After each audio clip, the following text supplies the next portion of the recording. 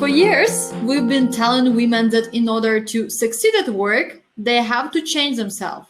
First, lean in, negotiate like a man, don't act too nice, or you will never get the office corner. Women already have everything they need to succeed at work. We just need to build the workplaces that champion women's strengths. Fixing places, not women. Meet Michelle King, Director of Inclusion at Netflix.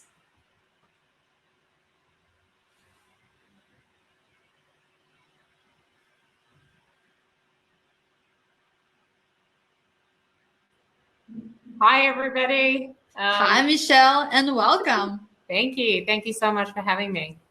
Super excited to have you with us. I will leave the stage for you and enjoy. Thank you. Thank you so much. Well, you know, it's such a pleasure to speak to a wonderful audience of women, and particularly women in tech.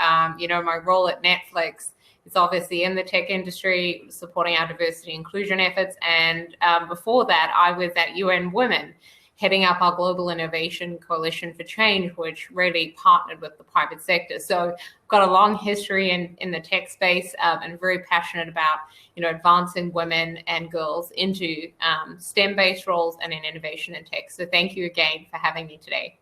You know, when I was thinking about the message that I was going to be sharing with all of you, I really I wanted to share kind of how this journey started, or my journey into discovering that, you know, we need to fix workplaces and not women. And for me, my journey really began about 7 years ago when I first arrived in America and I got asked to speak at a conference. Many of you might know it. It's the Pennsylvania Conference for Women. And at the time, I just finished a really important part of my PhD research, which really looked at all the ways that workplaces were designed by and for men and all the ways that they didn't work for women. And when I set out, you know, to actually begin my research journey 7 years ago, I didn't think that I would discover that. You know, I really anticipated that I was going to find all the things that women needed to do differently, because I'd read books like Lean In, and I really believed that there was something women weren't doing, or, you know, women needed to do more, be more somehow to succeed, right? Very much from this idea that we were in deficit, that we were missing some key skills that we needed in order to advance. But it wasn't until I researched it that I realized that wasn't the case, that actually when it comes to things like networking or leadership, you know, all the skills that women have are the skills that are needed, and that both men and women rate women as highly effective on sort of the core capabilities that are required to succeed, not only today, but also in the future world of work. And we'll come back to that. And so when I was asked to speak at this conference and share my message, I thought, great, you know, I'm new to America.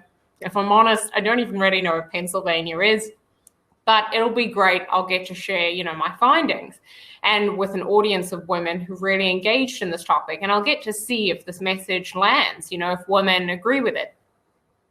And anyway, I rock up at the conference thinking maybe it'll be 100 people. Turns out it's the biggest conference for women in America. And that year, Michelle Obama was speaking. We also had Sheryl Sandberg at the event talking about Lean In. So I got really, really nervous really, really fast. And I wasn't sure, you know, how this message was going to go down, because it's quite a sort of counterintuitive message. It's saying that a lot of the solutions around mentoring, around development, around, you know, women's only networking, all of those solutions don't actually work. And that if we want to fix workplaces, we have to really focus on the culture. We have to focus on the lived experience, the behaviors, the norms, the practices that organizations engage in that marginalize and discriminate against women. Anyway, so I'm at the conference, I get up on stage, I deliver my speech, and I'm looking at all these women who are staring back at me, sort of taking notes. And I noticed very quickly that women slowly start to put their pen and paper down, and the heads start nodding. And I realized the message is landing. You know, women are really buying into this idea that we don't need to fix ourselves, that we need to fix workplaces.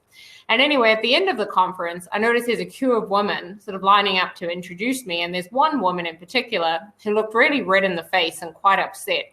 And as she approaches me, I see that she has sort of tears streaming down her face. And, you know, my heart kind of sank, and I thought, God, if I said something that's upset her. And as she's approaching me, you know, she's getting more and more upset. And anyway, when she finally reaches me, I sort of said, what's your message? What's going on here? Like, what is there something I've done that's upset you? And she said, no, your message really resonated, and I'm emotional because it's the first time somebody's told me that. And I was like, well, what exactly did I say? And she said that I don't need to be fixed, that I'm good enough just as I am. I'm going to put that up on my wall at work, that it's not me, it's my workplace.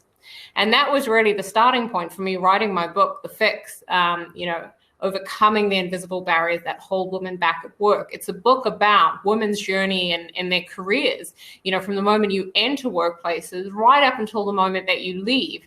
There are systemic barriers that you're going to come up against that you need to be able to recognize and navigate and see them for what they are. Because if we don't, we internalize those barriers and we start to believe that it's us.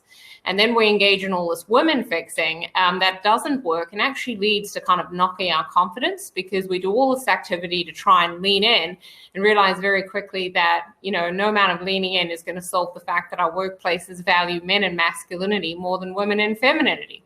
And so that is the issue that we're trying to solve for. And that was what sparked my journey into researching this, writing, being an advocate for women, and really trying to voice this message, which is based on more than 7 years of research. So, what's really interesting when we think about the barriers is when you read the book, some of them will shock you, and some of them will also be things you're familiar with. So if we take, for example, something as simple as the conformity bind, right? That is a barrier that most of us encounter in workplaces, and particularly women who work in tech.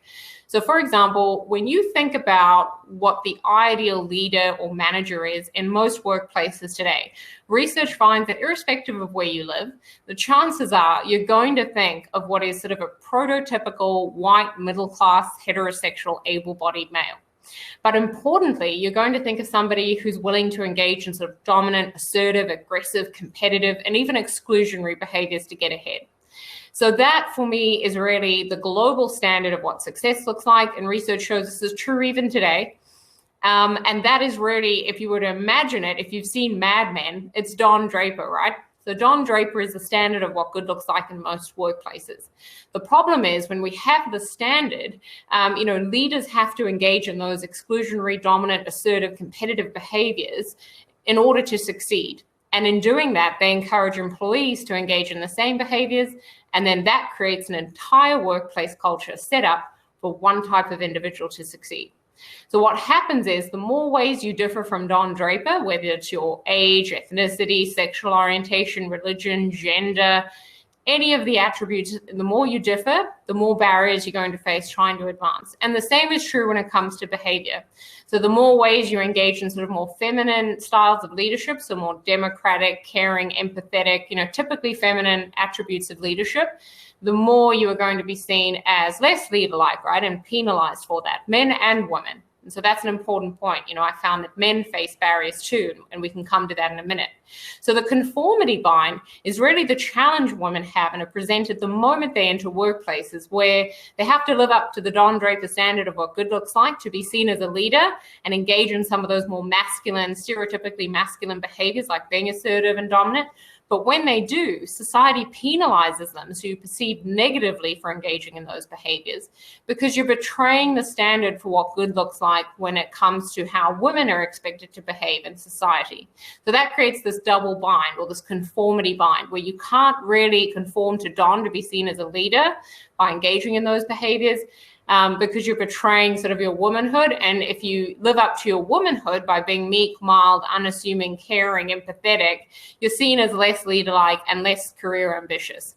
And so that creates a lot of challenges then to advancement. So that's just one barrier, and it's a barrier women are likely to experience throughout their careers. Another is something as simple as the performance tax, where we see that women have to work really, really hard, just to be seen as sort of competent as an average male. And that really limits and affects women's access to promotion opportunities, to recognition and reward opportunities. It's much harder for women to sort of advance in organizations and be seen as, succeeding, because they have to sort of overperform in roles just to be seen as good enough as an average male. And the reason for that is we just don't value women and femininity in organizations. So my message around this is not that we necessarily need to move to an organization that's feminine. I just want to make that clear. My message is about equality. And I define equality as the freedom to be yourself at work and to be valued for that. So it is about creating a work environment that values difference, a work environment where women have the freedom to be assertive, to be more inclusive, to be more democratic if they want to, and where men also have the freedom to engage in some of those more stereotypically feminine leadership attributes, which are actually quite transformational, right? We're seeing leaders like Jacinda Ardern, the Prime Minister of New Zealand, really transforming her country's response to COVID and as well as the Muslim terrorist attack, because she displayed a lot of empathy, a lot of understanding, a lot of collaboration and kindness. So those are the leadership attributes of the future. We know that with advancements in tech like AI, robotics, nanotechnology, the Internet of Things, there is a huge demand for much more collaborative, inclusive, transformational leadership style. With over 60% of jobs changing, the need to develop your soft skills around those areas for leaders and employees is absolutely critical. And that's why I say that, men need this freedom more than women do, because women are perfectly positioned with the skill sets that they have, if they don't engage in any of that women fixing, to really, succeed in the future world of work. Whereas men, to a large extent, really need this freedom to engage in some of those behaviors and not be seen as, being less serious about their careers or more feminine. As soon as men display any feminine characteristics, they're penalized. So that is really how cultures of inequality work when we have these prototypes that are embedded in organizations. The goal is to try and shift away from prototypes and to a work environment that values difference. And you can create those type of organizations by being very intentional about what your company values.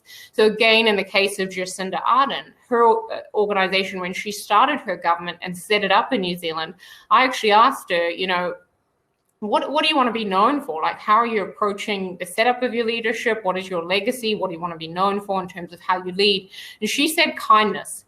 So she had a very intentional strategy around setting up a leadership team that valued and displayed kindness. And as a result, she kind of did away in that moment with what the prototypical idea of what good leadership looks like. And she set up a work environment that allowed men and women to display kindness in a variety of different ways. And as a result, her entire government now in New Zealand, with all its different policies, is known for being kind and compassionate, right? That is how they lead. That is how employees are expected to behave. And that is what they're known for. And so men are actually rewarded for engaging in more kind, empathetic, democratic behaviors. So that's an example of how you shift prototypes in organizations. And women really need this. So while men face on average about 6 barriers because of inequality, because of Don Draper, on average, women face about 17. Now, the important thing to note in terms of, what keeps cultures of inequality in place in organizations today is the denial that inequality even exists. So something my research found is white male leaders in particular are in denial. And they're in denial around difference in organizations. So they believe that workplaces are meritocracies, that everybody has the same experience because everybody is the same. You're the worker, you're the employee, your difference is not something that is a hindrance for you in workplaces. They kind of ignore the fact that workplaces have this embedded ideal. So I think the starting point really for a lot of this work is disrupting denial. And we need leaders to become aware of how the playing field isn't level. And actually, there are different lived experiences of the work environment. It's not a meritocracy because success discriminates. And it discriminates based on who most closely fits the Don Draper prototype. So we really need a work environment that understands that the more you differ from Don, the more barriers you're going to face trying to advance at work. And the job of a leader is to get to know those barriers so that they can remove them. I mean, a really quick test in organizations today to see if leaders get this is to ask leaders, hey, how many of you understand how inequality works? How many of you know the barriers that women face? How many leaders understand how those barriers differ for racial and ethnic minority women? So that's a really important starting point, is holding leaders accountable for the cultures they create. Something we don't say enough is that the experiences of inequality in workplaces today is a direct result of leadership. So we need to hold leaders accountable by calling out, some of these moments and experiences women have. In terms of what I think everybody on this event, at this event who's listening can do, there's really 3 things. The first is, you need to become aware of how inequality works and how it shows up. You need to get in touch with your privilege, which is really your similarity to Don. So I'm a white woman. I have my whiteness in common with Don. That makes it that much easier for me to advance at work than it does any racial and ethnic minority women, because they have to deal with both sexism and racism and the interplay of both those forms of inequality. So the barriers, that Black women experience in corporate America are fundamentally more challenging and difficult to overcome than the barriers that white women face. So with that awareness, right, I can apply that understanding to my organization and have a look at how the barriers are showing up for Black women and think about the different ways I can be an ally, and more than an ally, a success partner.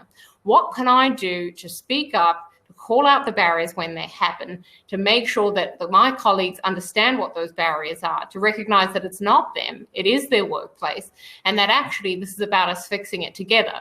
So a quick example for anybody just listening is that it's really important for us to think through, when you have those day-to-day experience of inequality, whether it's a woman speaking up in a meeting and getting told that she's being too assertive, right, which we know is her really displaying Don Draper attributes and being penalized for it. That is a challenge that most women encounter, speaking up in just the right way, asserting themselves in just the right way. But that challenge is compounded with issues such as racism.